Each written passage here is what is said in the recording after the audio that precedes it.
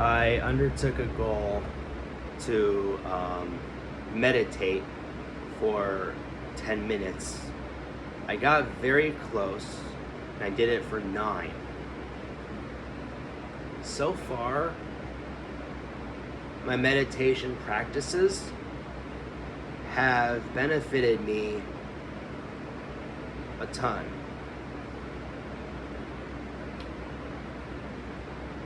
Before the last month or so, I didn't really do that much meditating. I was learning instead some deep breathing techniques that I had used to struggle with in the past, the deep breathing, because my anxiety level got super high super fast, and I got easily overwhelmed. Sometimes I even still do. They said the difference now is that as opposed to, years and years ago in college and early on in my work life, I now have constructed, honed more tools to better cope with the high anxiety that still creeps up on me from time to time.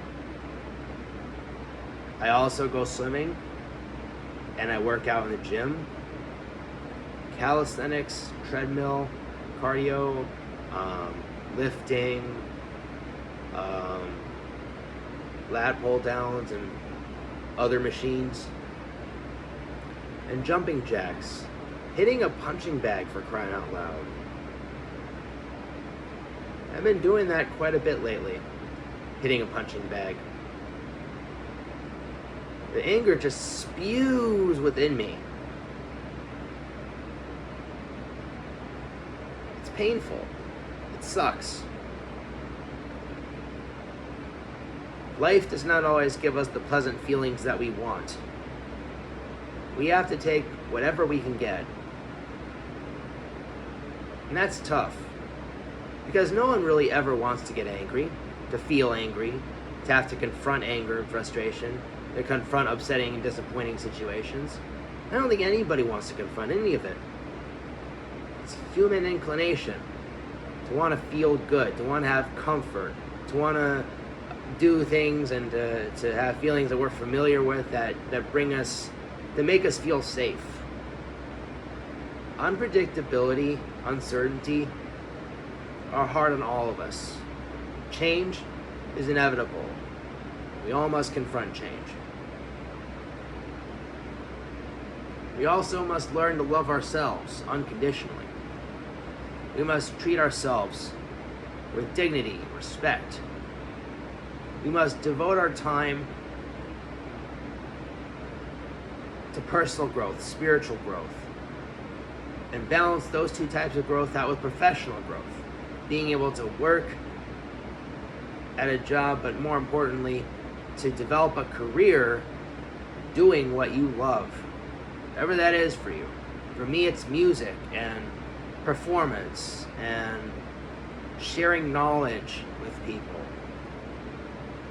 I'm starting to explore the idea that teaching in a classroom may not be the most suitable solution, at least for right now in my life, to be achieving.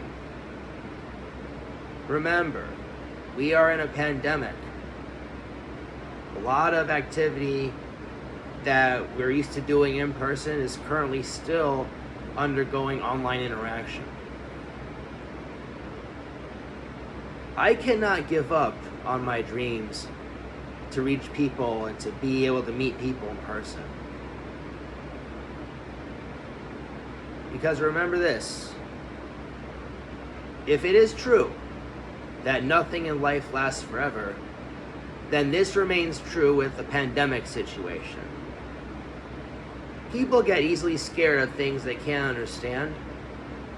We all wonder, why is it that a pandemic like we're in is killing so many people? Why are we having our livelihoods taken away by a deadly virus? There are a lot of unknowns in life. We must find ways to embrace the unknown, to enjoy the struggle.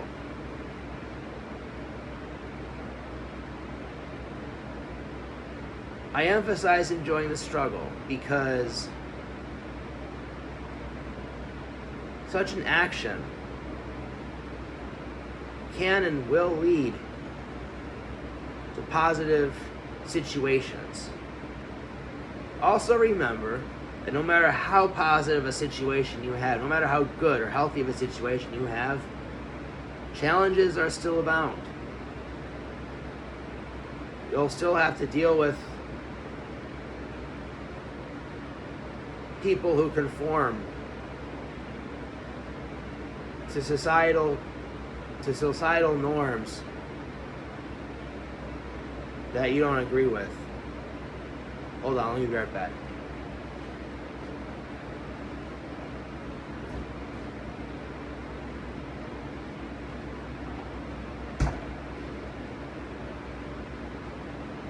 We have to be prepared to face all kinds of challenges in life.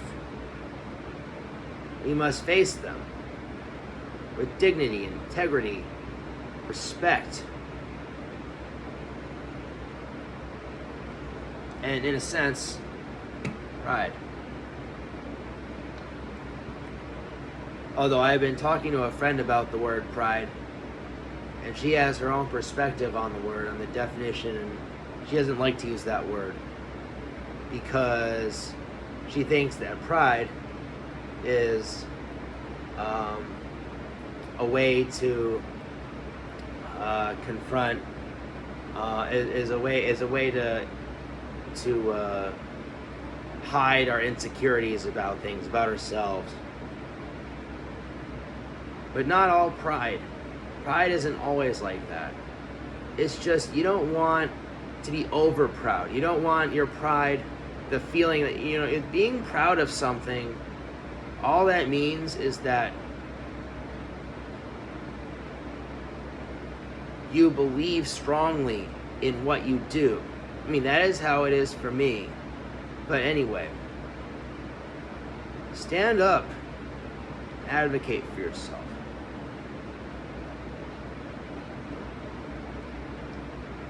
No one can do that for you all the time.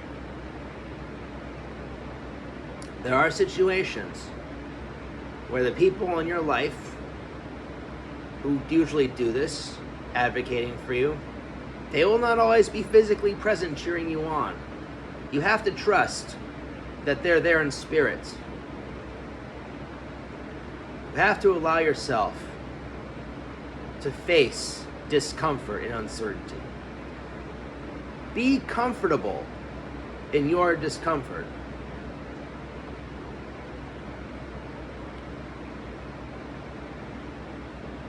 Think about Moses, the Bible.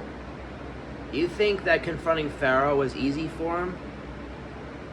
Do you think it was easy for him to tell him, let his people go? Let my people go, the Israelites? The enslaved Israelites? It wasn't. That's why he had his brother Aaron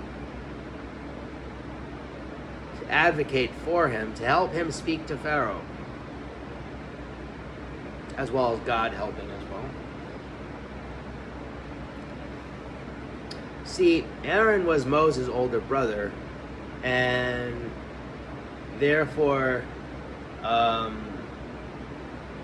had experiences that Moses never got to have growing up, because Moses spent his whole life in luxury and in the comfort of Pharaoh's palace. So Moses discovered later in his life the troubling situation amongst his people, the Jews, the Israelites, the Hebrews, the enslaved Hebrews.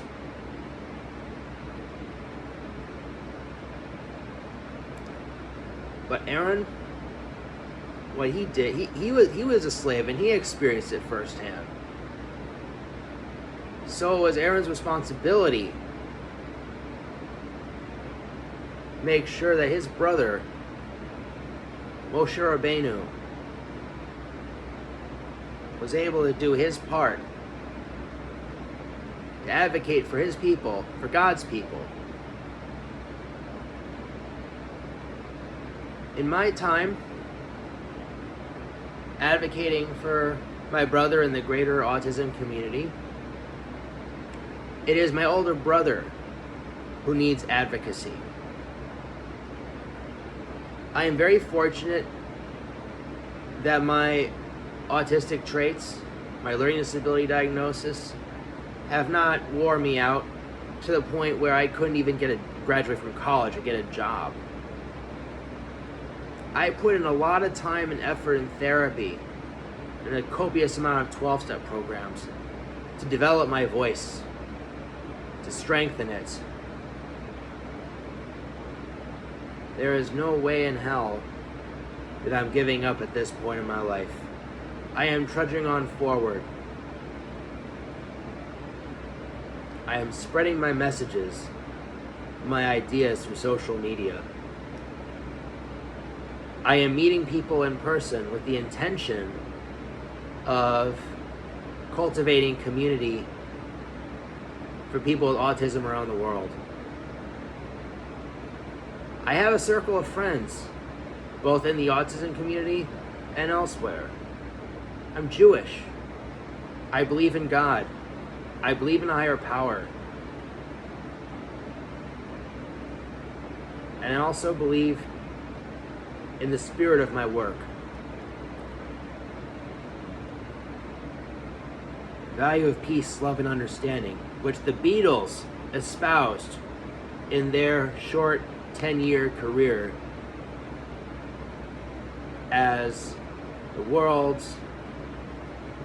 of the world's most renowned pop phenoms that history had ever seen. All you need is love.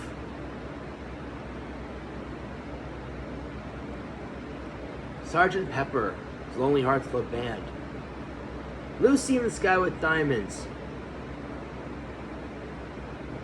Blackbird. Revolution. Hey Jude.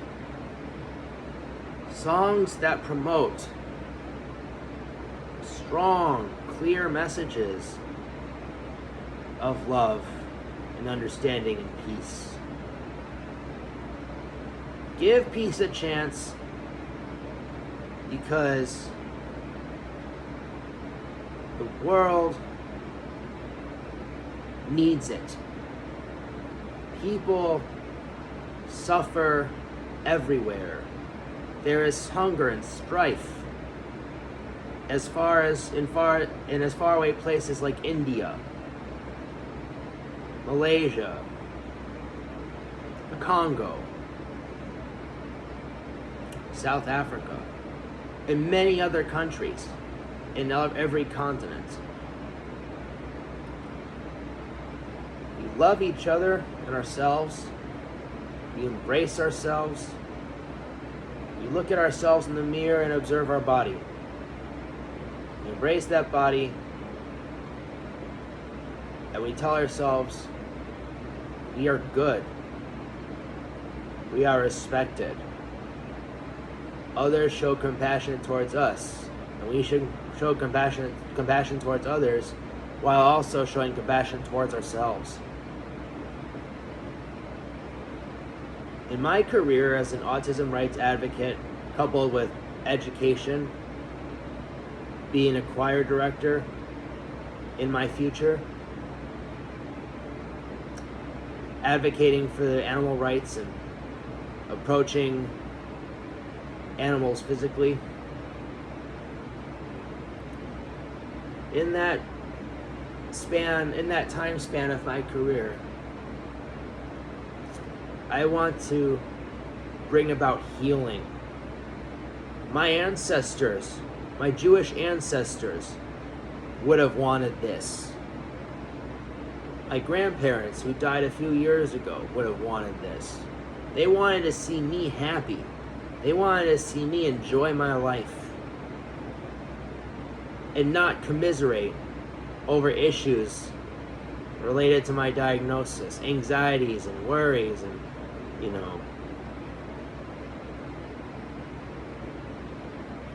I am a happy man. And I'm currently dealing with a legitimate stress.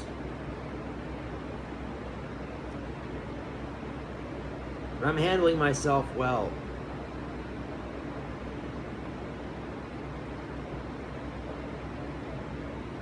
I am giving myself the chance and the opportunity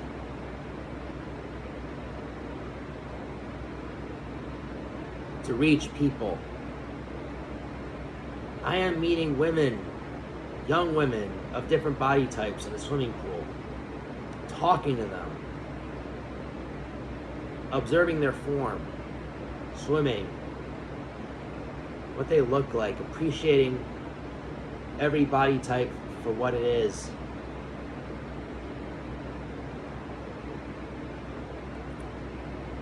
This is a good sign because this means that I am getting out there and awaiting dating experiences.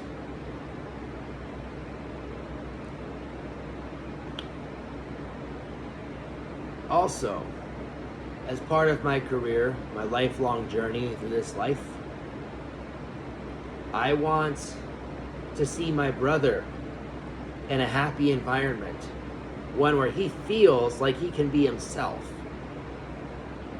He may be in a relatively or so kind of space now, safe from the harmful, chaotic ways of society, the tyranny that the cruelties that society shows towards the autism community. But I think because my parents are not going to be here forever, that they're going to die someday. We don't know how long anyone has to live, let alone ourselves. So that's why we have to do our very best in our current situation, the time we have right here, right now, fucking Fatboy Slim. We need to make sure that we are presently cultivating a space where we can welcome people, include them in our global society. Now, maybe my brother will never get the employment experience that I'm getting now. Maybe he will find, maybe there will be a chance. But I'm not giving up hope on my brother because I think he is one of the most beautiful, gentle, caring, and sensitive human beings that I know. And he deserves a chance to be loved. I am not gonna let my parents or anybody try to convince me not to do this. I want to live with my brother. I want him to live with me because I care about him. And he needs me and I need him. Remember the Moses and Aaron analogy, right? Aaron needed to help Moses. It was his God-given responsibility and honor to stand by Moses when Moses had to confront Pharaoh, telling him to let his people go. Moses went to Egypt land, let my people go. And that's what I need to do with my brother, the autism community. I need to tell society, I need to stand up to the evils of society, the imperfections, the flaws. I need to tell these people who are supporting you know, who are supporting the cruel ways that society has towards the autism community. I need to, you know, go to my doctors and I need to tell them, you know, what you're doing in supporting this old set of established ways, I find some of these things you're doing extremely problematic. And I want to let you know, you cannot take away the autism right, the rights for the autism community. You cannot keep putting them on these drugs, these medications, and suppressing their way of thinking, let alone their self-expression. You cannot do that with me, as long as I advocate for myself and stand up for what I believe in.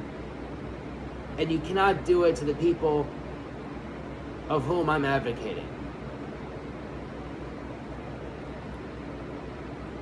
Nothing in life lasts forever, and so I must do everything I can in this life to allow my brother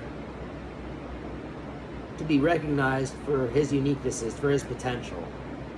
This may or may not happen in my parents' lifetime. And this is something I'm going to have to learn to live with, a lot of issues that come with seeing my parents go and leave this earth. Right now, I am still growing and understanding the nature of my traumatic issues. And understanding that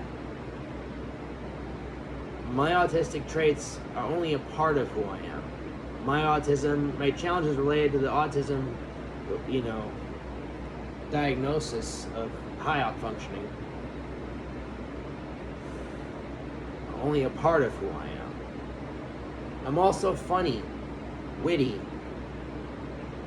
incredibly intelligent. I have knowledge in various areas dealing with subjects in the arts and humanities. I have pieces of knowledge from the sciences and math. Basically, every subject in academia has a unique set of vocabulary. And because of my strong verbal capacity, I have the ability to see patterns and trends in social behavior and the vocabulary that you find in every subject. Alright, so I'm going to say this one last thing before I end the video. Keep doing what you're doing, guys. And embrace yourselves. You only have yourselves to live with. No matter what your situation, you could be married to a beautiful partner. But at the end of the day, even you can take care of them, they can take care of you and validate you and love you and devote their time to you. Ultimately, it is up to you to advocate for you. To tell yourself, I am loved, I am worthy of love. I am respected and worthy of respect. I respect others and am worthy of respect.